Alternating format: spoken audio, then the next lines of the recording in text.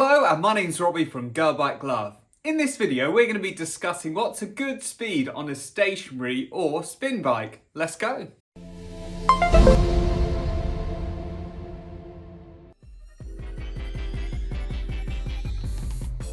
So before we start, it's really important to define how a spin bike measures speed.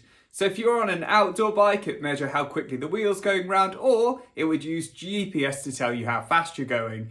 On a spin bike, it's very difficult to do. So what a lot of companies do is they measure it on cadence. That's how quickly you're turning the pedals. So that could be 50 RPM going really slow or 120 going really quick. It doesn't measure your speed off your resistance unless you're using a very smart application such as Zwift.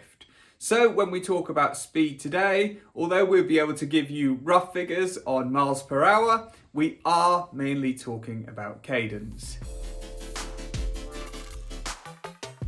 So what is a good speed on a stationary or spin bike? Well, depending on the speed or cadence you're using, you are going to get very different training outcomes. Here's some rough examples when you're working in a range between 50 to 120 RPM.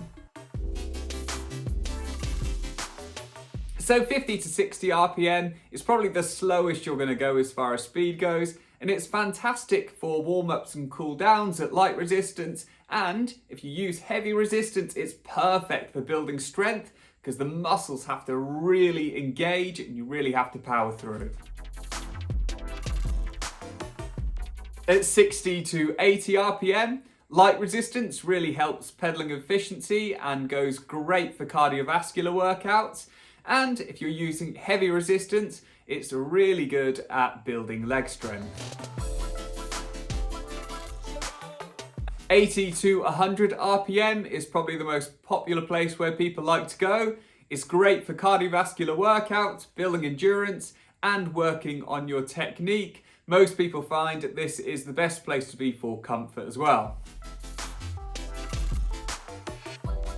So then we have 100 to 120 RPM. This is the fastest you're going to go. At light resistance, it's great for promoting blood flow and recovery. At heavy resistance, it's perfect for high power sprints. You might find at this speed, if you don't have much resistance in, it does get a little bit bouncy and can be a bit uncomfortable. So how fast is too fast on a spin bike?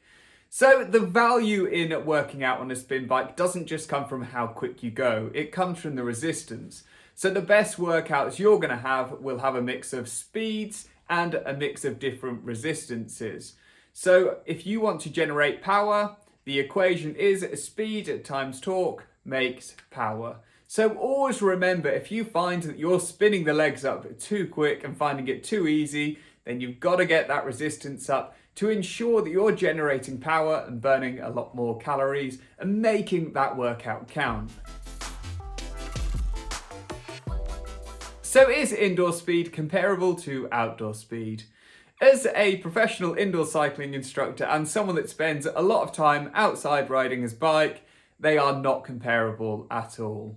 Firstly, they're measured in different ways, and secondly, when you ride outdoors, there's many other factors that affect the speed, such as wind resistance, the kind of bike you're on, the road you're riding, the weather conditions. So, although you might be able to hit 15-20 miles an hour on a spin bike, it could be much more difficult to do that outdoors, or vice versa.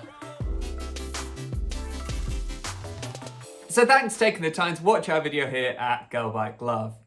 If you enjoyed this video, make sure to subscribe to the channel and check out the Girl Bike Glove website for more great articles and videos on indoor cycling. Stay cool.